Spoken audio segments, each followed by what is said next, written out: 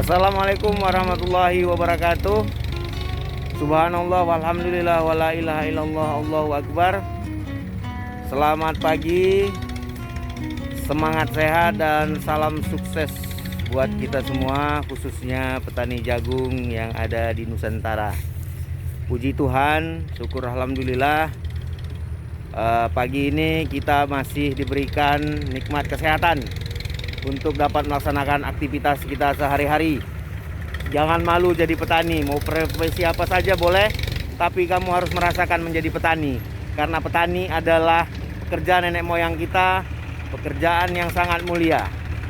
Oke, tagar Daun Agro, saya sapa untuk funding direktur Daun Agro, Bapak Muhammad Hadi Nainggolan, yang telah membantu mendukung saya untuk melaksanakan program demonstrasi plot di lokasi saya ini, seluas 1 hektar. Lahan ini luas totalnya 3,5 hektar, tapi yang saya jadikan jagung itu seluas 3 hektar.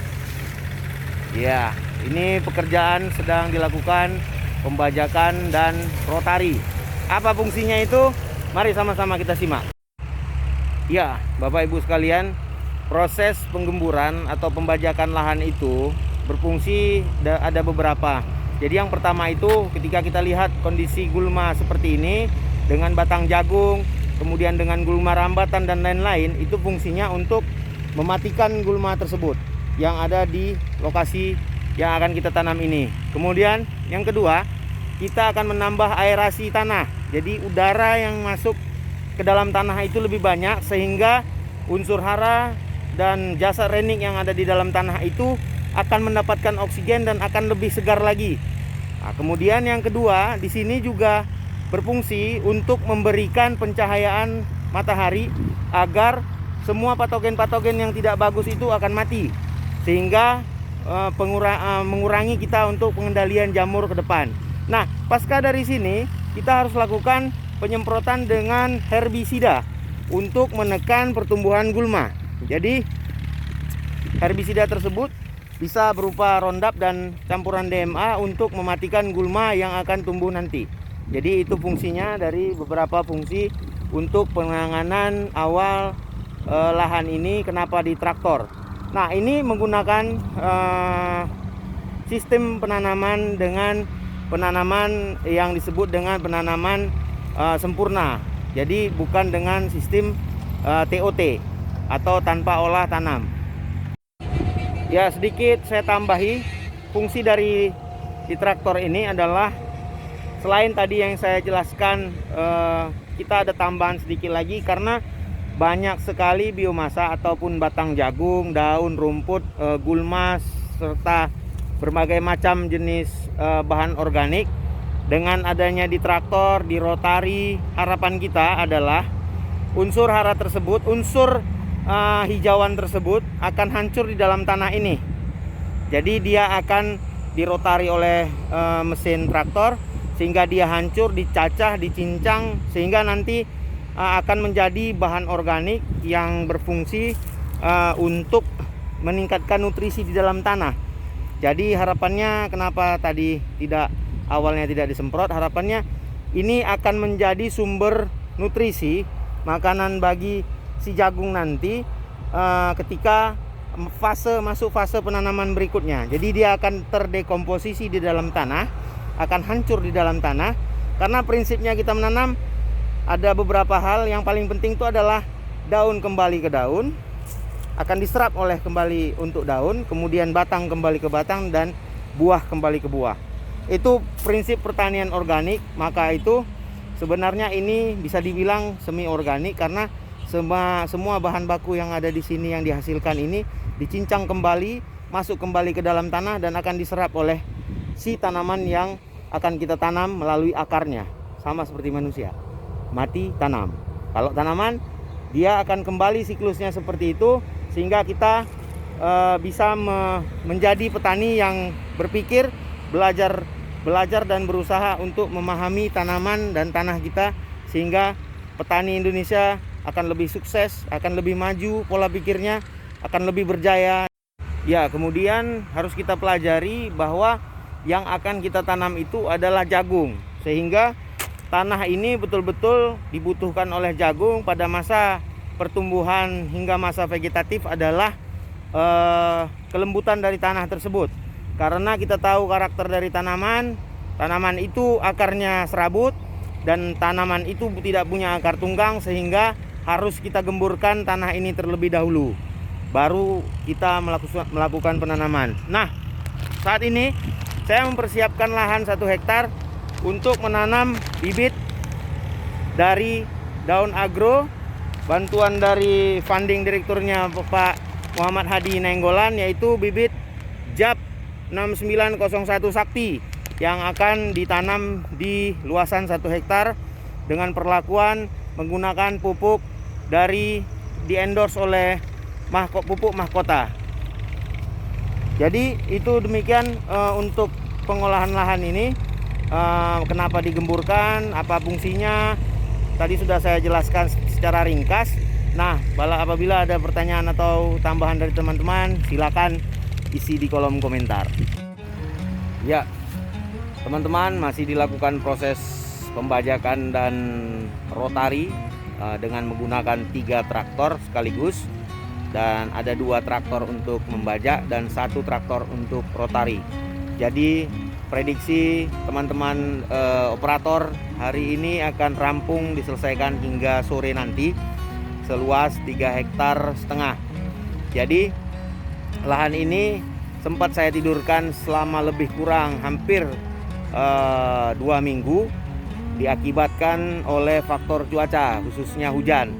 Jadi ketika hujan sering terjadi intensitasnya di sini, maka akan mengganggu proses traktor pembajakan lahan ini. Karena apabila di sini tergenang air ataupun basah, becek, maka traktor akan sulit untuk mengerjakannya. Syukur alhamdulillah 2 hari ini tidak intensitasnya 1 hari hujan, tetapi 1 hari tidak hujan, sehingga bisa dilakukan proses pembajakan seperti yang nampak di belakang saya ini. Pasca ini kita akan lakukan pembuatan jalur buangan air, sehingga air diusahakan pada saat penanaman tidak tergenang di lokasi penanaman ini.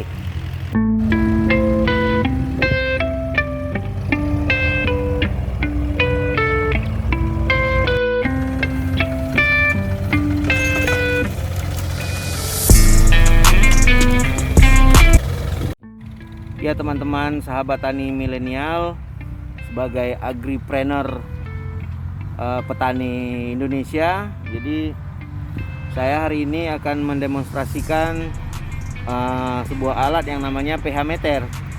Jadi alat ini sebenarnya cukup dibutuhkan ataupun sangat dibutuhkan oleh petani untuk mengukur pangkat hidrogen atau tingkat keasaman, atau bisa dibilang asam basanya tanah yang akan kita jadikan media untuk penanaman jagung kita.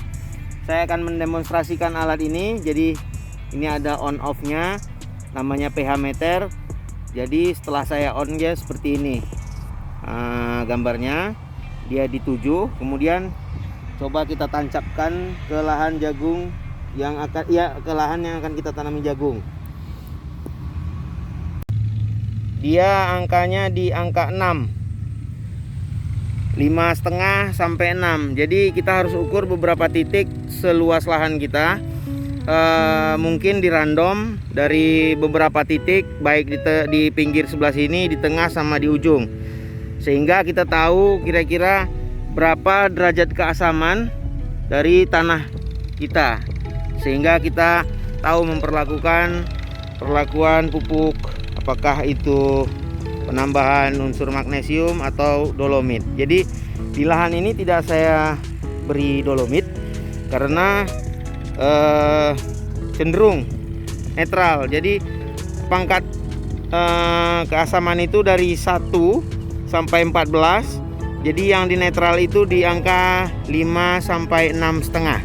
5,5 sampai 6,5. Berarti kita ketahui bahwa lahan kita ini memiliki tingkat keasaman atau pangkat hidrogen atau pH atau dia dibilang asam basanya tanah ini di angka yang netral. Apa artinya?